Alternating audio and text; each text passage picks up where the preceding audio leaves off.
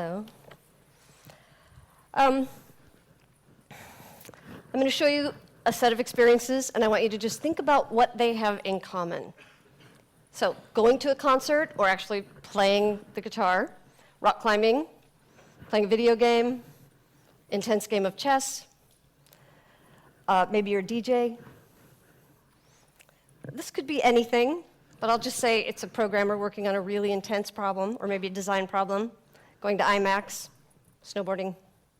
So think about this for a second. What do those experiences have in common? They take you to another world, or they have the potential to take you to another world, a special world, a transformative world where the rules are a little bit different. And in game development, we often call that the magic circle. And the real issue is that people step from their ordinary world into this special transformative world for some period of time. In the story archetype that you're all familiar with, every blockbuster ever written, the hero's journey, same thing. Our hero starts out in his ordinary world, and then at some point he steps into this special or extraordinary world. Now, these changes are both in the moment, while you're actually having that experience, but a lot of these things have the ability to change us permanently, or actually change the world permanently. And we'll talk about that. Now, look at these experiences. So imagine that this guy is trying to figure out, why is this menu item gray? Why can't I choose it right now? He's trying to walk through really complicated camera menus, and he really just wants to take a picture. Studying your user manual, tech support with a baby, and every meeting ever held. So are these transformative? Do they take you to a special, extraordinary world? No. So we tend to think about this as binary. There's typical user experience, and then there's extraordinary, transformative user experiences. But what if we could actually bring those together?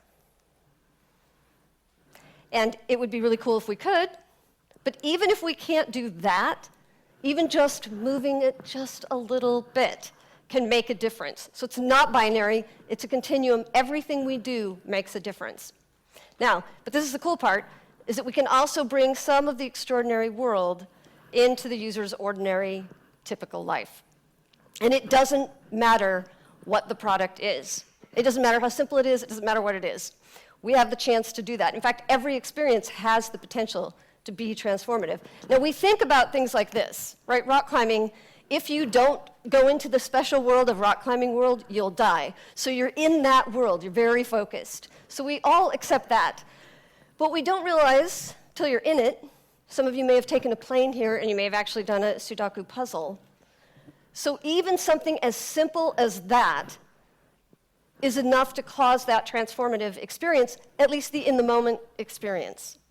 So we shouldn't always be thinking that these experiences are only for the big things, like obvious things, video games, sports, things like that. It can be the tiniest thing. Now, you can imagine that whatever your product is, think about what the user is doing, and as ridiculous as this might sound for a lot of products, imagine that you added world to the end of it, right? So time tracker, world. The person enters the world of time tracking. Now, that can be a terrible, horrible world, or it can be a great world. So this is a product that I've just started recently using. It's called IntelliJ by JetBrains, because I've taken a long break from programming, and I just got back to it. So this is an integrated design environment. So this is, or development environment. So this is a tool that's meant to help me be in code world more often, because it's doing more things for me, so that I can just pay attention to the code, not pay attention to all the frustrating little things that get in the way of me actually making the code do the thing that I want to do. And this is actually a really cool product. So this is Code World, and their goal, if they do everything right, is to take me into this transformative code world. And when I'm actually in code world, if they're doing the right thing, this is how I feel.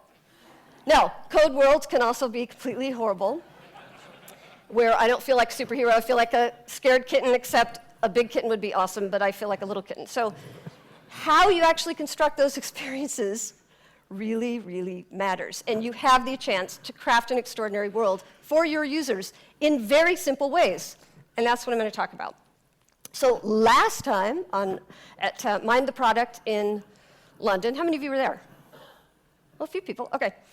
I talked about how to save cognitive resources, how to spare the user's cognitive resources wherever possible. This time, I'm going to talk about where to spend them. So I'm just going to do a real tiny, quick review of only a small piece of that. The video, if you haven't seen it, the videos from Mind the Product are online and free, so I urge you to take advantage of it. But since Mind the Product is sort of ongoing learning, I didn't want to just say the same thing that I've already said on video. So the goal was to reduce cognitive leaks. And it wasn't so much don't make me think, it was don't make me think about the wrong things. So a leak is anything that takes cycles. Anything that causes you to just drain the tiniest bit of cognitive resources. So we don't want to waste them because they are scarce and they are precious. The person needs them to have a better life, and they also need them to try to get better at the thing our product is helping them do. So this is a great book. I'm sure that most of you have read it. If you haven't, everyone should read it. It's old and out of date, and it's the best possible treatment, understanding of what it's like for users. And when this book first came out long ago, I kept thinking, everything is going to change now. And finally, the designers and engineers will understand what it's like to be us, users of a shower faucets in a hotel. But things haven't changed. In fact, they've gotten sometimes worse. So, little pop quiz. I'm going to review just this little part of that talk because this is my favorite part. So, which of these causes more cognitive leaks? Oh, how many A? How many say B? Okay, yes, it's B.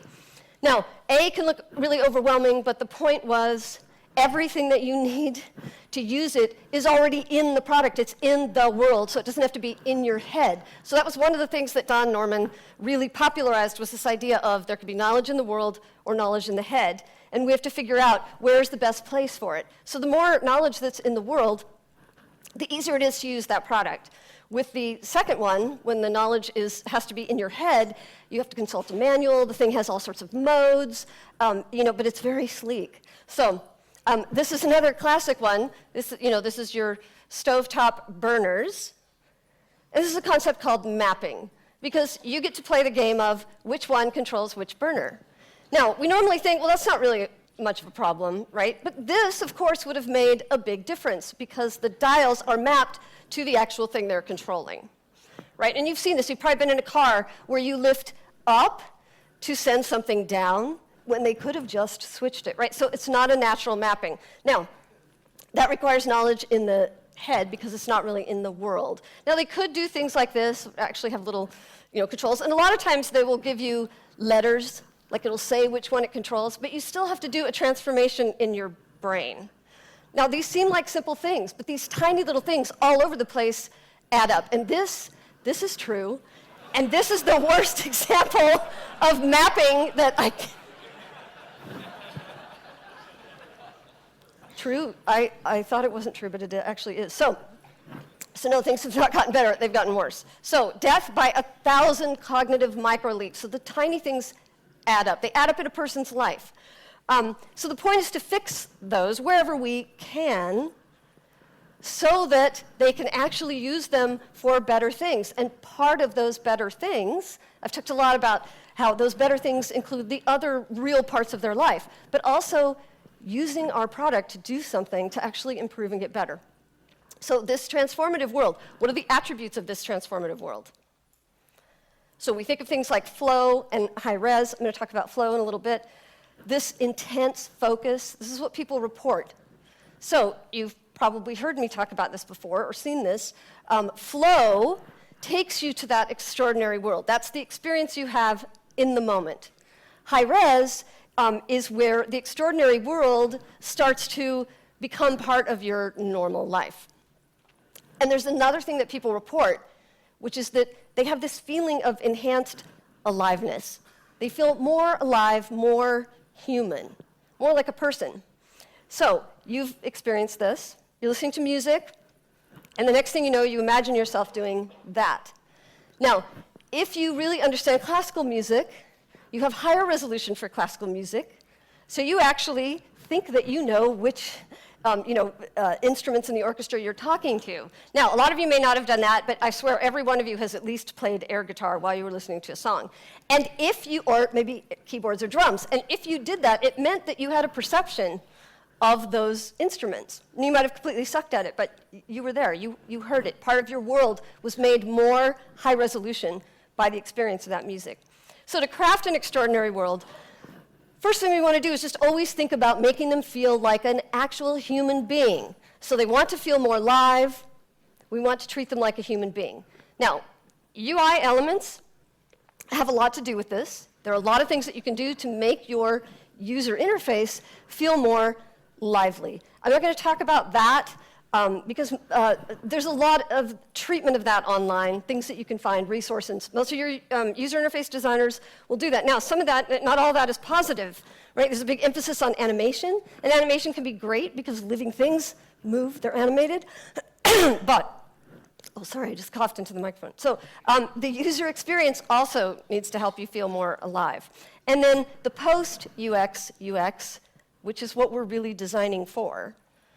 We're designing for what happens after what happens happens. When they step away from the experience, how are they changed? What do they have to show for it? What do they say about it? All of that. That's what we're really building for. That's where high resolution comes in. Now, should a product feel alive? And this is controversial, but it doesn't matter because humans anthropomorphize everything. We project human attributes onto inanimate objects, onto things, especially onto pets, right? So how to tell if your cat is plotting to kill you. And in fact, I love Google Poetics, where you start to type something into Google and you see what Google thinks is the most likely thing you're going to say next. My cat is trying to kill me. Right? But it keeps going. My car is, now it's not the first, it's the second. First it's trying, right? In other words, it wants to, but it's trying to kill me. My TV is trying to kill us and you, not me. And my computer, of course, is trying to kill me, but my favorite is it's trying to open everything with Windows Media Player. It really wants to do that. So these are human attributes, right? Your computer's not trying to do anything, right? But we really anthropomorphize computers. Now, there's some people who've tested this. Right? This is a very old book called The Media Equation. It's kind of awesome, though. Byron Reeves and Clifford Nass, they did a lot of work at Stanford. They did a series of, this is pretty old, they did a series of sociology experiments. Classic sociology experiments where the people were people. And then they said, what would happen if we took one of the people and then replaced them with a computer? How would that experience change for the other person who's still a person? And they found something kind of amazing and kind of creepy. And one of the classic ones, you probably heard this one, is they had people go in and take like a little training course or something on a computer. Then some of the people, after they were done, were asked to then rate their experience with that program. But another group of people went through the same program, and then they were moved to another computer to say how they felt about that experience on that computer. They didn't want to hurt the computer's feelings, so these people gave it a more honest review. These people kind of rounded up.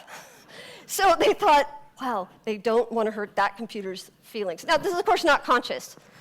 And we also know things like conversational language causes people to pay more attention than dry academic language, even if it's completely understandable.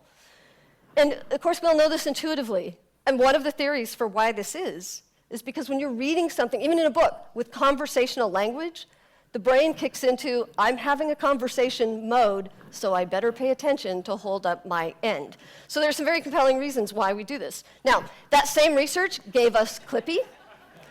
So it's not always a net gain. But, so you can't apply all the research literally. Now, the answer to this, by the way, is yes. It's always yes. Your cat is, when they're kneading, they're just testing your internal organs. So it's a great book. So, and you'll rethink cats if you read it. So we want to interact with things that make us feel more human. But of course, this is what we typically do. we imagine that this is our user. He's happy, his life is perfect, he has the right color balance in his house, everything is beautiful. Of course it's easy, everything is intuitive. Here he is with his credit card, ready to buy stuff, thanks to your product, because this is who that person is, right? So we treat our users like really creepy stock photo people. We assume that their life is not at all what their real life is, because this is not your user, that is your user. This is not your user, perfect guy with perfect baby. This is the guy who's having a conference call, watering his lawn, forgot to put his pants on. This is your user. This is their life. So, and it's not that they struggle, it's that we don't let them know that struggling is completely appropriate. So they feel like there's something wrong. I'm not really alive. So the problem is not that we give them the manual, that's terrible. It's that we act like the manual is awesome and everybody else understands it, right? But the manual was written for this guy or these people. It's not written for real people. So we start to question, because the company acts like everyone else is totally good with just this manual. So we could fix this in the product, right? But we're never going to make the perfect product. So I generally don't look at fixes in the product. Sure, there's things we should do and things we could do and things we want to do, but I'm always looking for things we can do right now. And again, we can never make the perfect product. So we can just tell them. We can just acknowledge it. We can just be honest. And I should say, I won't name the company. I gave similar advice to a very big company, huge, huge company. And afterwards, some of the people came up and they said, we would love to be that transparent, but we can't do that. We can't tell people it sucks. And I said, well, do you think there's anyone who doesn't know this already? Are you telling them anything new, that it sucks? Yes, you actually are telling them something new. You're telling them that you get it, that you understand. And that's a very, very powerful tool to help motivate people and help make them feel more human. So acknowledge that they're human in everything that you do. Now, the trouble with FAQs, because people say, well, we have all these FAQs, is that they also were written for this guy who smiles and points to the screen all day long. So, not this guy. This is your user, right? So FAQs were not written for this guy, but they should be. Or they're written for this guy who knows exactly what to search for in help, right? If you've ever tried to actually get help in Microsoft Excel, it's stunningly hard to figure out what question you're even supposed to ask. So this is your user. He has no clue. Because if he knew what the problem was, and he knew what it was called, he could look it up. But he doesn't know, so he doesn't even know where to start. So instead of FAQs, we could add FEEs or FFTs. So frequently experienced emotions. And I'm actually totally serious. I mean, you could have a place on your website where you have FAQs, and then you have, here's what you're probably feeling, right? And then frequently felt things, something like that. So does your UI, your marketing, your support, your product, does it acknowledge what people are actually feeling as a human being, or is it just listing facts? So think about what they're feeling at the moment they're experiencing this. And you could just add a button. And in fact, someone actually took that advice, which is this company called Wasabi, or a product called Wasabi. It doesn't exist anymore, but not because they did this. So they added an I'm freaking out button to the screen. It was a personal financial management thing. And they said that so many people reported that the I'm freaking out button was the most encouraging thing that they had ever seen, because they generally were freaking out. And the fact that there was a button, didn't matter if the button didn't do anything. It said, yes, it's normal to freak out. It's so normal, there's a button. So think about what you do. The Kindle Fire has this thing, which I think is called Mayday. I still have the old Kindle. And that people could just click and get help right there. And the fact that it's called Mayday, it's like, oh my God, help, I'm drowning, right? So Amazon said that it's hugely successful. And apparently people do all sorts of things with the customer service that they get in real time. For the Kindle, they have people, sing happy birthday to their boyfriends and draw things and do other things for them. But it's been very successful. So just the fact, and again, it's not that it says, click here for customer support, it actually shows you that you are drowning and you need a life preserver.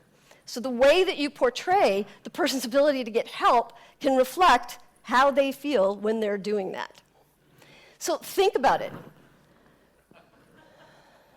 Now, I'm of course serious about this, and I've done something very much like this in my own books, or in my own programming books.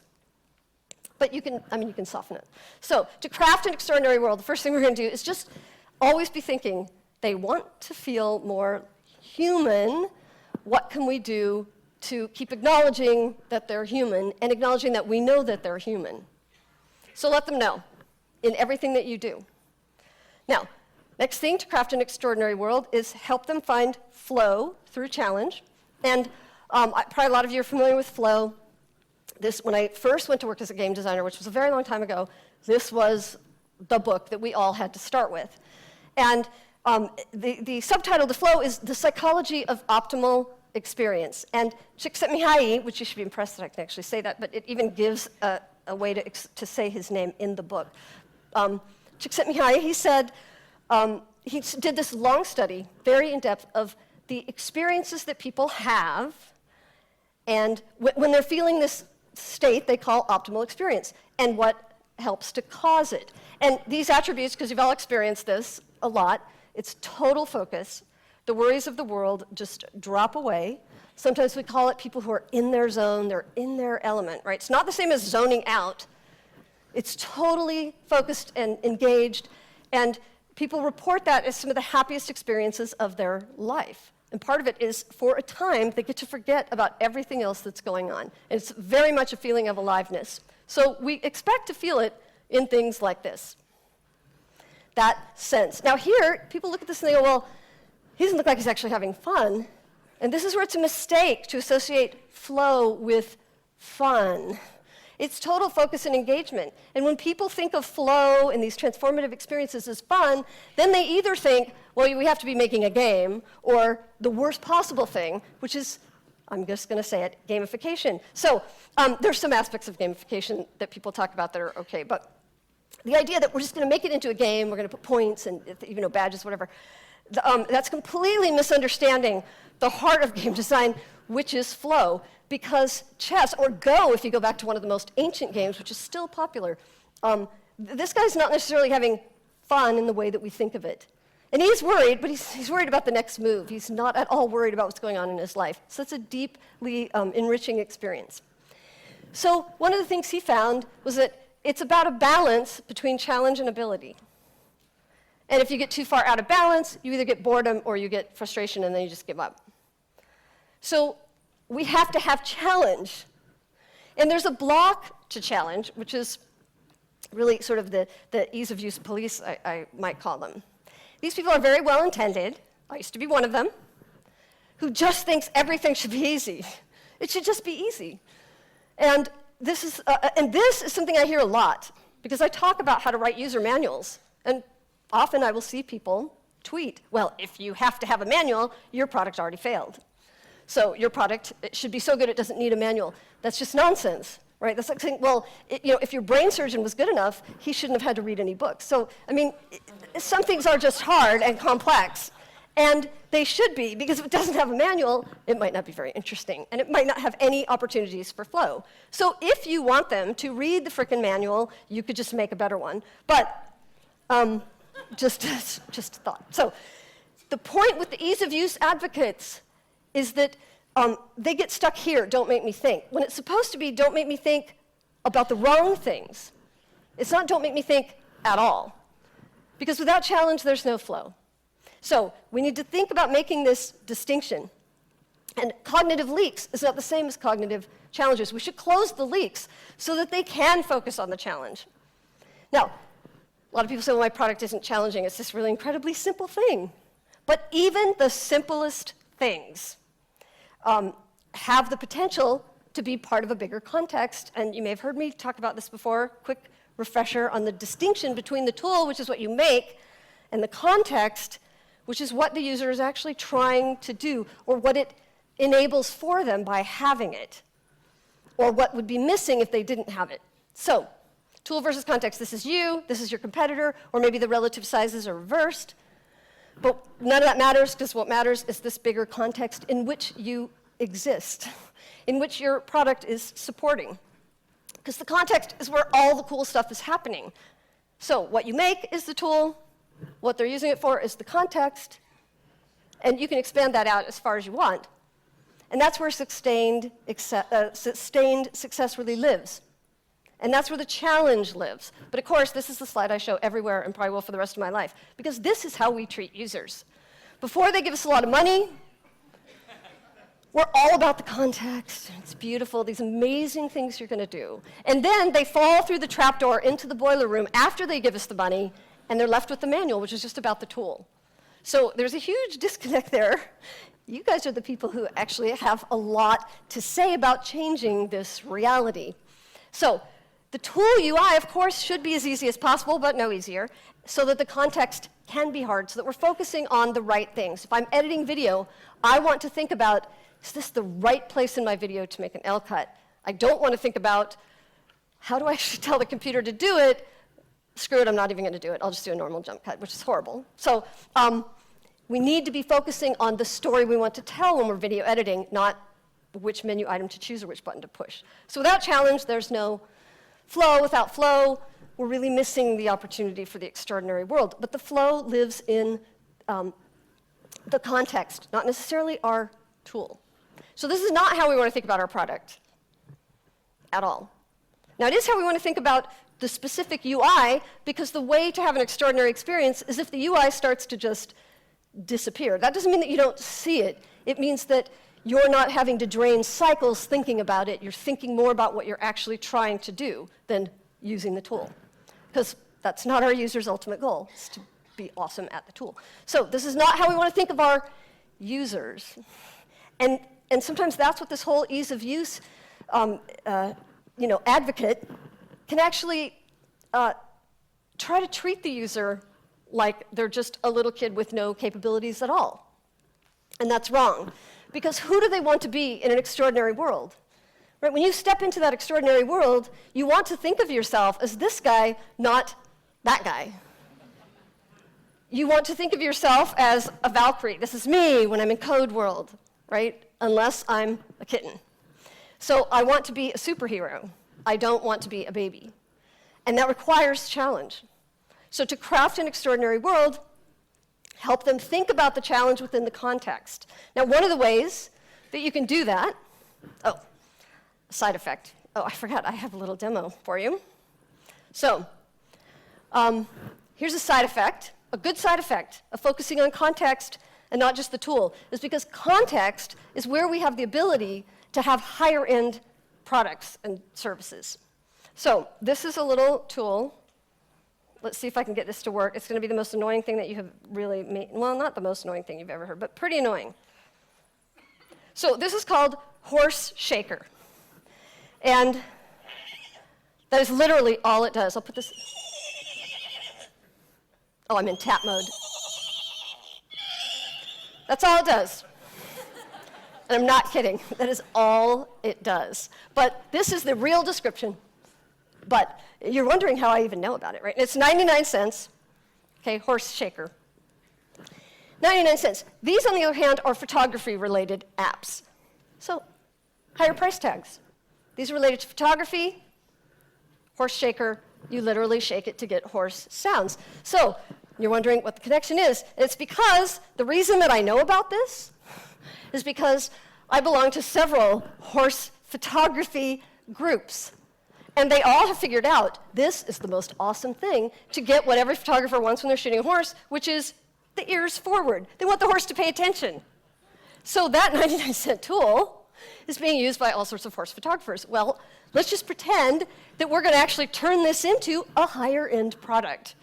Right? So first we're going to change the description. Ears forward audio, which should say patent pending or something. But anyway, so here we've got this. We could maybe put in a little code for, depth of field calculators or something like that. So maybe 2 days more programming, and we're going to call it horse shooter. No, wrong thing. Equine photographer. By the way, that's my horse. So, and we got to change the price, because now it's a photography-related tool. A couple more days of code, change the positioning. So this is the most extreme example of where you take something. I just have to do this again. So, where you take something, and when you look at it in a bigger context, this is also an example where I'm pretty sure these developers have no idea how this is being used. And they're like, wow, sales are going up. Let's make, and they did, cow shaker and pig shaker and chicken shaker. So, I'm not kidding you. You can get the bundle. So, tool versus context. So remember, the best challenges live in the context, not the tool. So to craft an extraordinary world, we need to have that challenge. One of the ways that we can help them experience these challenges or even know that there are challenges is to just help them discover what's possible. When you enter a world, for example, in a game, first thing you try to figure out is, what are the rules here? What is this world like? What can I do? What's the physics of this world? What's possible? So if you think of your product as an extraordinary experience, they've stepped into the world of, code world or time tracker world, whatever it is, then you want to think, all right, do they know what's possible? Can they explore what's possible? So imagine that the person is always asking, what can I do in this world? And there are some very simple ways to do it, which I'm sure a lot of you do.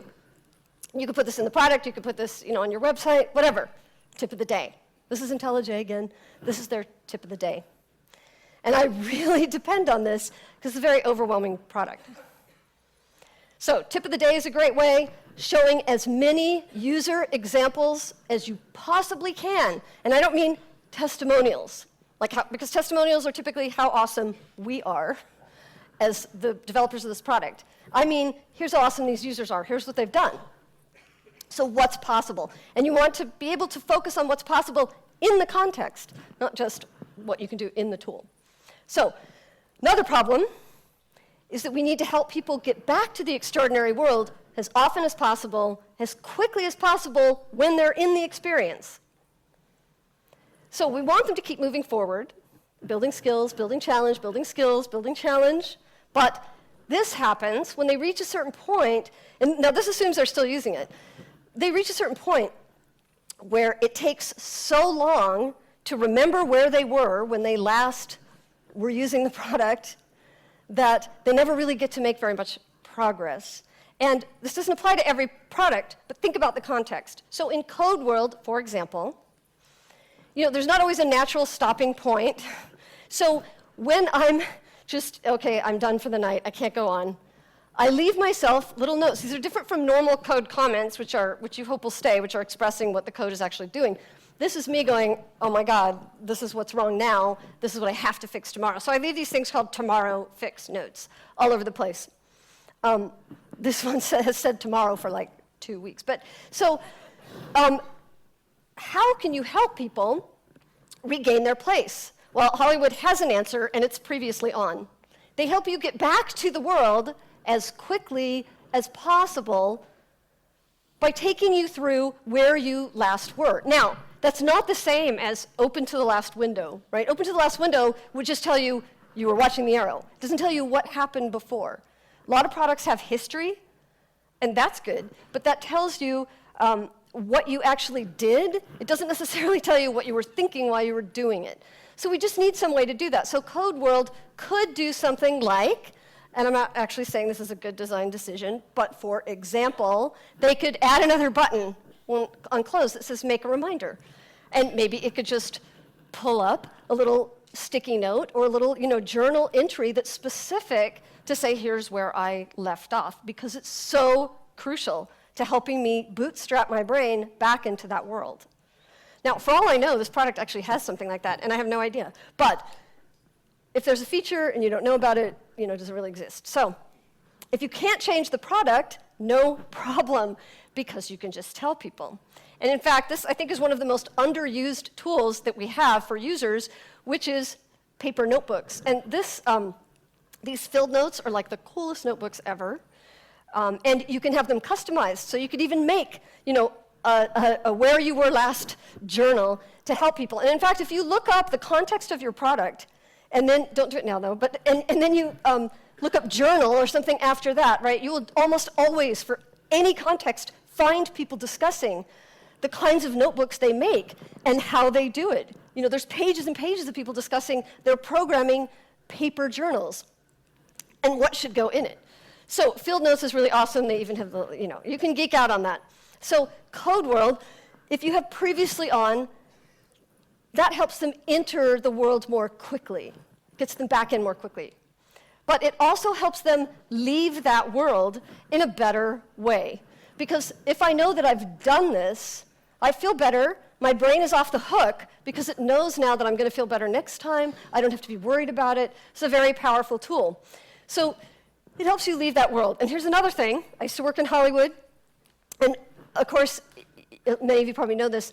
The thing they test most in movies is the ending. And we think, well, okay, because the ending is really important.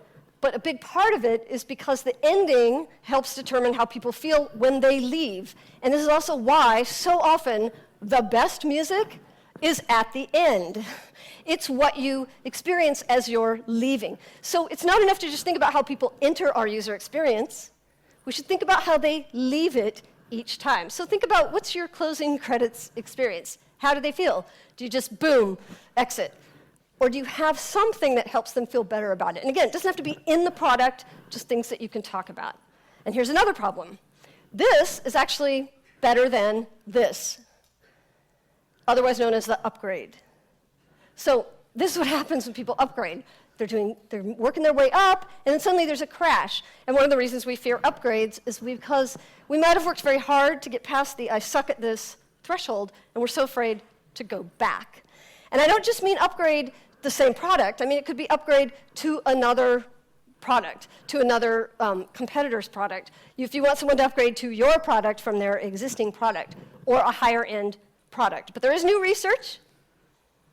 Just read this. So, no, that's the wrong message. Okay, so think about upgrading to a higher end product, because we always talk about switching costs, right? What does it cost a user to switch to a new tool, to a new vendor, to whatever? But we're usually thinking about money, time, things like that. It's also just how much do they lose in terms of flow? How hard are they going to have to work to get back to those flow experiences? Now, you may never, ever hear this from people, because this is a psychological and often subconscious state that people experience. So you won't hear people say, well, I needed to spend more time in flow, and I didn't have the right focus, but this is what's happening. So how can we help people? And we can, of course, mind the gap. This is a camera I used to have, the Canon T2i. This is the camera I have now, the 5D Mark III, which is way more camera than I need, but I use it to shoot horse videos, not photos. Now, here's the difference. First of all, the price, huge difference. But the T2i, the more beginner camera, has those little buttons, which most of you are probably familiar with, right? And they're little automated things where you just click on it and boom, you're right into the correct settings for whatever that is, to optimize for whether you're shooting, close-ups or portraits or landscapes, or in my case, sports. And this camera doesn't have that. Now, it has these, which are things that you can actually do pre-settings.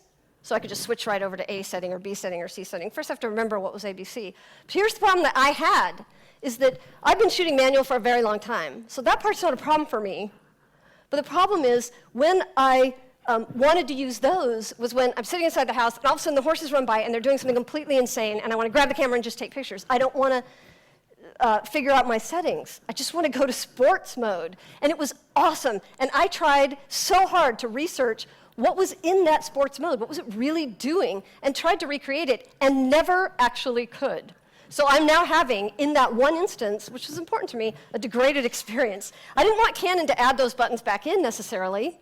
I'm now at the big girl camera, but they could have just said, oh, by the way, this is what you might want to do to optimize for these things. Or this is what we do in the automated settings that we use in these other cameras, because that's all I wanted. So think about how you can help people bridge that gap. Now, I can't say this enough, and in fact, I think I've already said it 5 times, but just tell them. It's so easy to do, and we don't do it. Now, this is really what we want to get to, is to think of our users as being on their own hero's journey. And again, they're not on a hero's journey to figure out our tool UI. But they're on a journey. They're using your tool for some reason. There's a context. And that context is what matters to them. And that's the context where they can be heroic. So they want to step from the ordinary world into the special world. And there's a lot of things that happen. Right now, this is my very, very, very, very oversimplified version of the hero's journey. It's more complex than that. But life is normal, something changes, you freak out, refuse, then you step over the line, right? Then Frodo goes, okay, I'll do it. So, but look at this stage right here. That's where we want to play the role in the user's life, both as the product vendor, but also to hook them up with other resources and other people who can play that role, because this is the most crucial role. So we want to be this guy for our user. Aragorn with the horse is even better. Allies and sidekicks, that's okay. We don't have to be the mentor. We don't have to be the experts. A lot of people are building tools, well, like a lot of times we say you need to eat your own dog food, right? But literally, I don't think dog food companies actually make people eat their own dog food. You don't have to be a dog to create products for dogs. So there are ways to do things. But too often, this is the role we play in our user's life, or this is what they think. They think this is the role we play when we want to be playing the mentor, the allies, the sidekicks. Stormtroopers, this is a role they often see us in, but it would be okay if they were these guys, so Lego Stormtroopers. But this is where we want to be with our users. Now, I'm going to have you really quick do, some of you probably know that I sometimes make you do awkward exercises. This is really low on the awkward scale. It'll be very fast, but you'll have to do it because doors are locked, you can't leave, you have to do it. So let me just explain it. It'll take less than 2 minutes. I'll have you introduce yourself to someone. It has to be someone you don't know or you don't know very well, that's very near to you in the seats, right? Because you won't even have to stand up for this. Really easy. Then I'm going to ask you to do something with that person, and then for just a moment afterwards, you'll talk to that person. So I'm going to have you introduce yourself to the person. Then what I'm going to have you do, this is the critical part, this will be difficult for everyone. This is actually going to be the longest, like 20 seconds of your life, is you have to stare intently at some piece of the person's clothing. So choose wisely and sensitively, and only touch it if they give you permission. But if they say you can touch it, because actually touching it would be a good thing for this exercise, which you have no idea why I'm doing it, but you will. So and that's what you'll do. And for 20 seconds, I don't want you to talk about it. I want you to actually force yourself. So this is easier than making eye contact, right? Just stare at a piece of like look at their sleeve or their jacket or something. Maybe their knee, right? You know what to avoid. So, and I want you to really see what you can see. Now, I asked to have the house lights up fairly well so you can see. So I'm going to have you do that right now. Introduce yourself really quickly to one person and then go into stare mode. So first introduce yourself.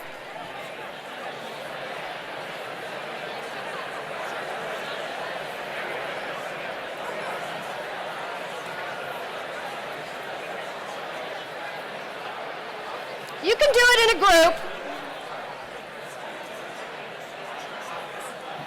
Okay, time. Now, moment of silence while we stare. Just focus. No talking. Focus. You won't have the full experience unless you focus. Oh, you guys are awesome. Just stare. See what you notice. Look deeper. Keep looking. You can blink, but keep looking. You don't have to actually freeze your whole body. You just have to stare. This is the most amazing stop frame. So anyway, keep looking. See what you notice. Notice something that you didn't see before. Keep looking. Keep looking.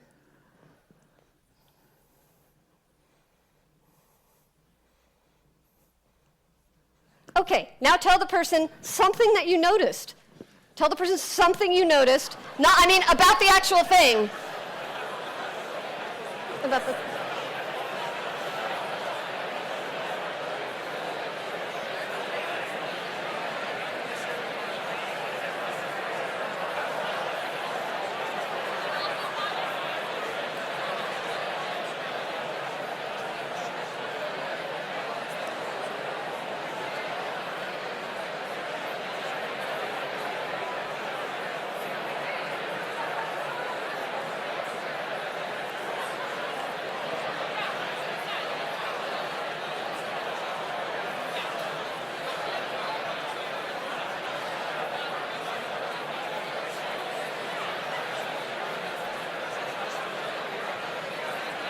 Okay, I'm going to stop you.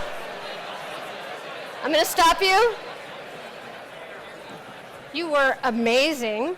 Now, so you just had a little tiny trip into, I don't know, we'll call it fabric world. Okay, this could actually be a burden that I've just given you higher resolution in that world, just that tiny little experience. Now, you weren't in the flow state or anything like that.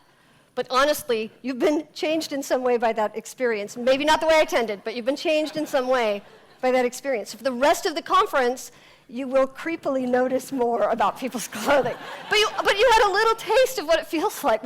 Well, some of you, I'm sure, are artists or photographers, people who have learned to develop an eye for light and shading and textures and things like that. So you just had a moment of experiencing that, and it only took a few seconds looking at someone's sleeve.